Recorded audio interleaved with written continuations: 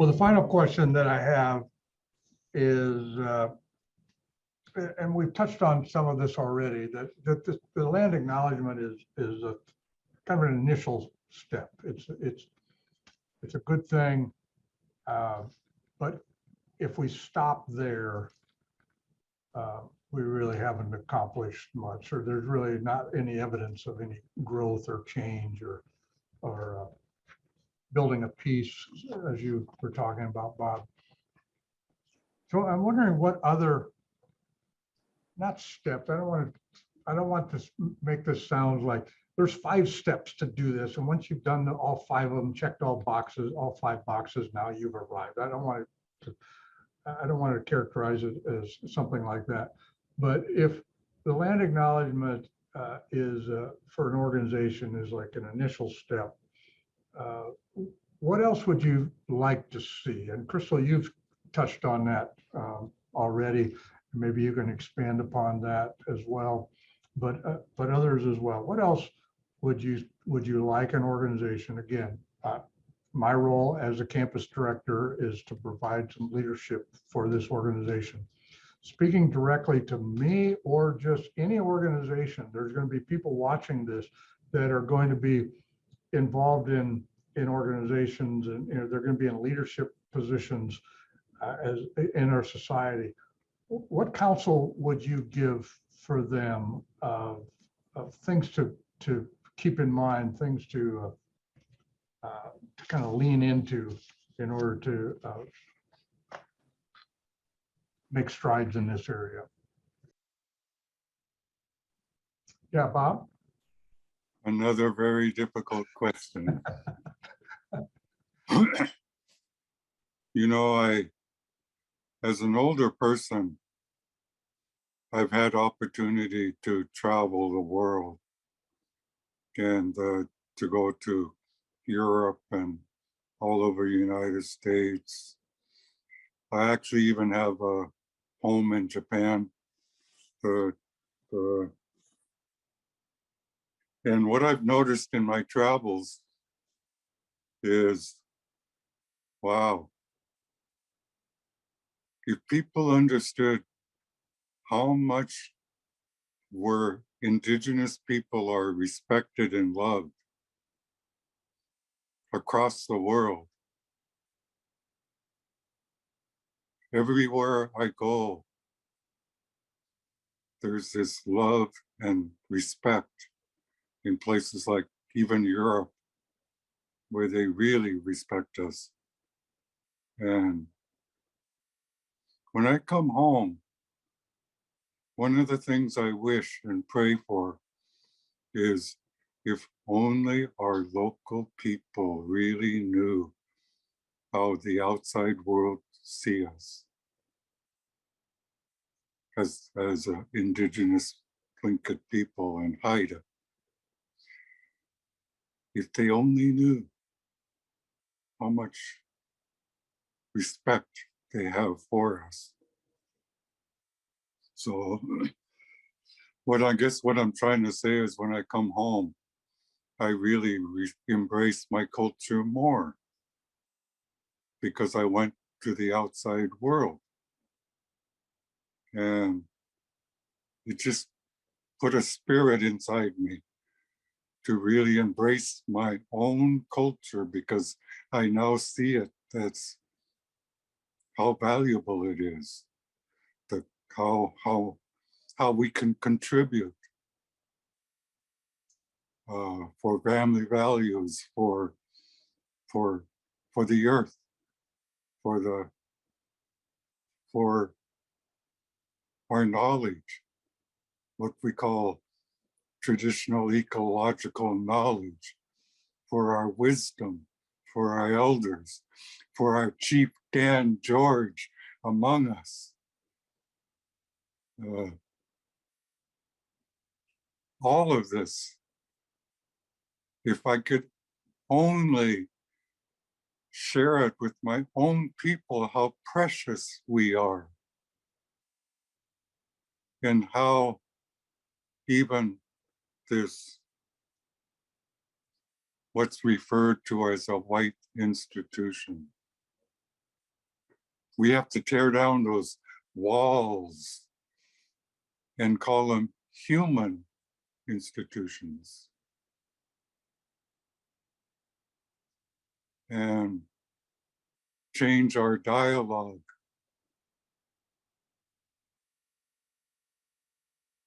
for shared humanity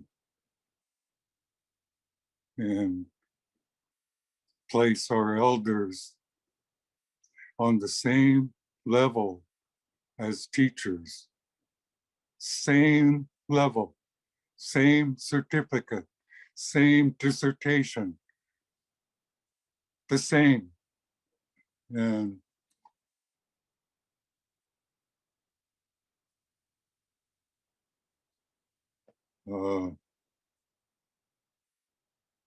I have a lot to say about this, and it's all about the simple things in life. That's the most important, more than job, career, anything. It's the simple things in life. Friendships, coffee. That's going to break down these walls. So I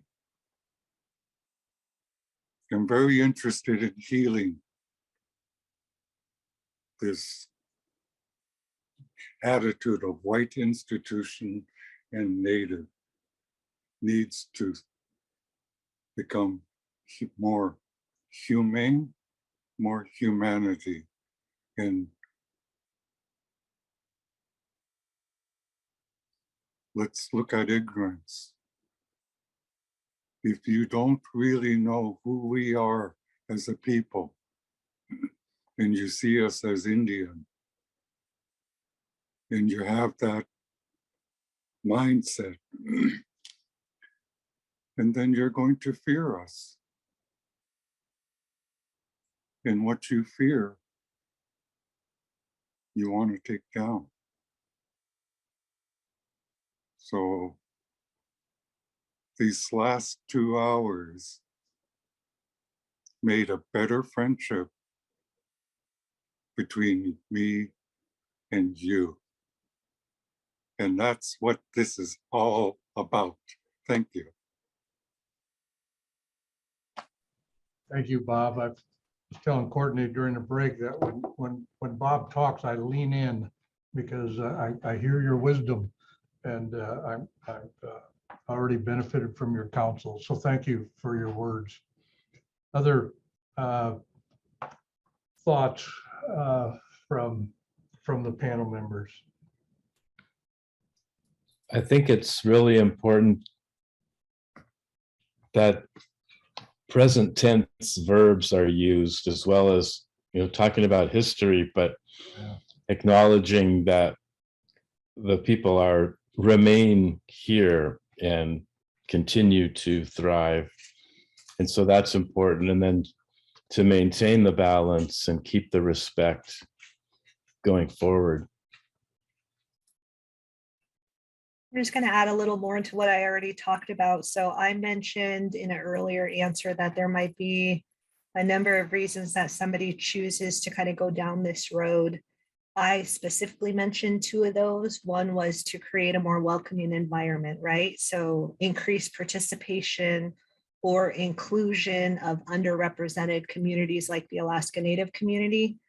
That could be one reason. The other would be to incorporate a respectful Indigenous practice into your organization to sort of enhance the culture. And I think I'm going to kind of assume that the organizations I'm speaking to, they want to do both of those. And so they said, okay, I'm ready to take that walk. And I think we'll start with a land acknowledgement. I guess I would say, just like any problem, how do you solve problems? First, you have to acknowledge them. So I'm going to talk about UAS just because this is you guys are putting this on, you're hosting it. It's an educational institution and you guys have actually done this.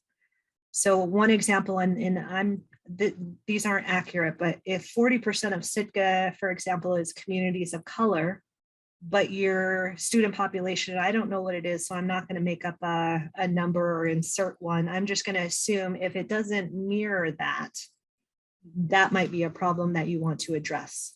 A land acknowledgement might be the first step. Like Bob had mentioned, it makes people feel more welcome to walk through those doors, but it has to come as part of a plan. So if this is that first step in the plan, what does the rest of it look like? And I wish I was far enough along in my own journey to say, well, then you next do this, and the journey is complete.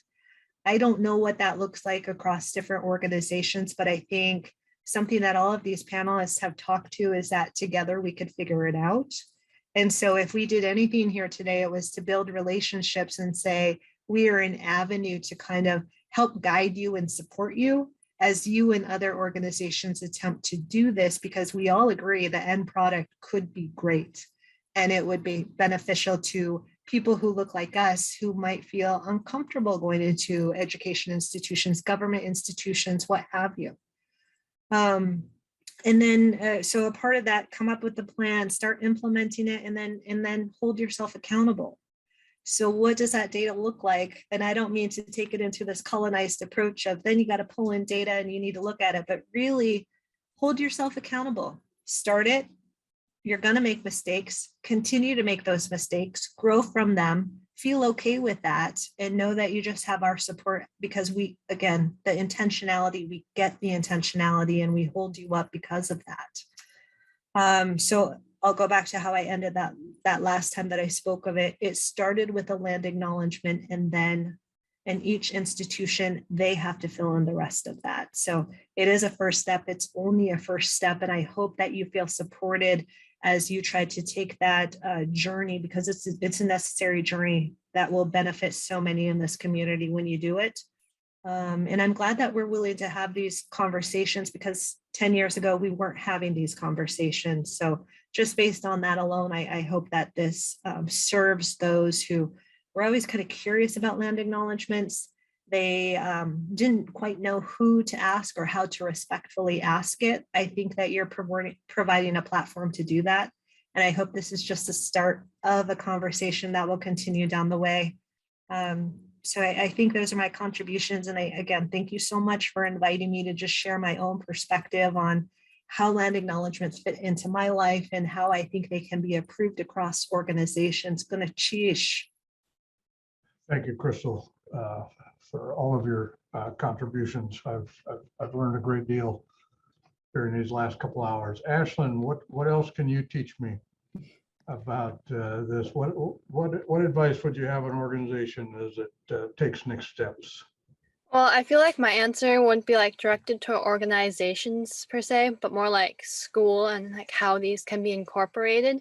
Because I feel like when I was in elementary, I learned things like Western expansion and the Oregon Trail, but I didn't learn about like my culture or like any Alaska history until I took it as an elective, or like, and I just feel like if we taught the youth like land acknowledgements and like about the cultures of the region they're in, it would like make the native kids who are in the classes like feel more proud to be who they are and of their culture.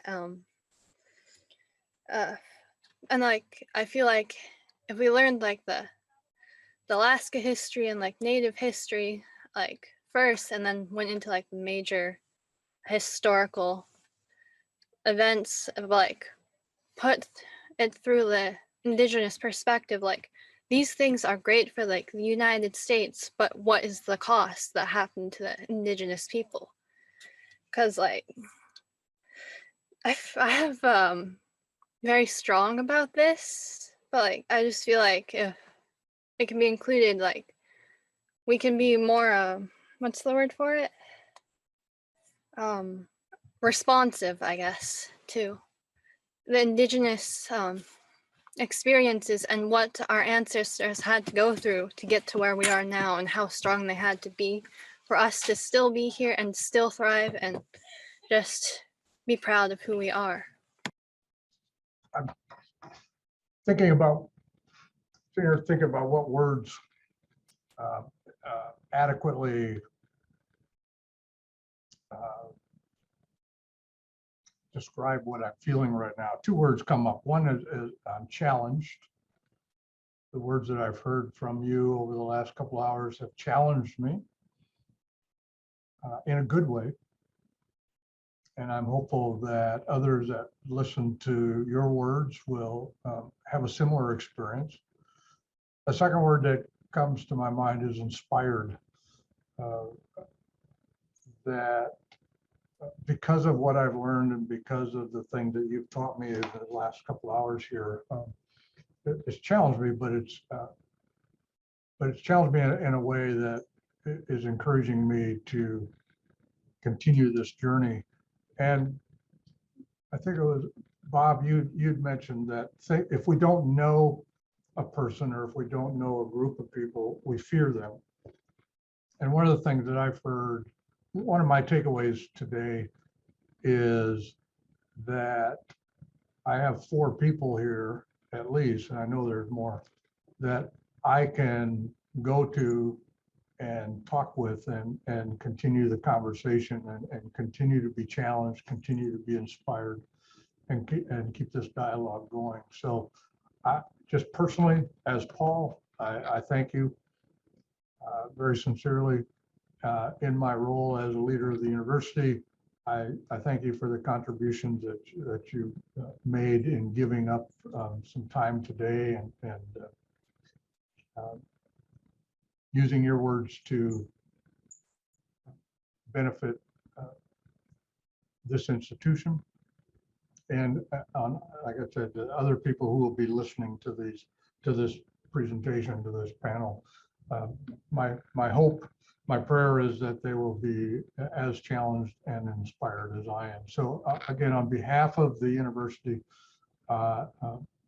just thank you for not just your time, but speaking from your heart.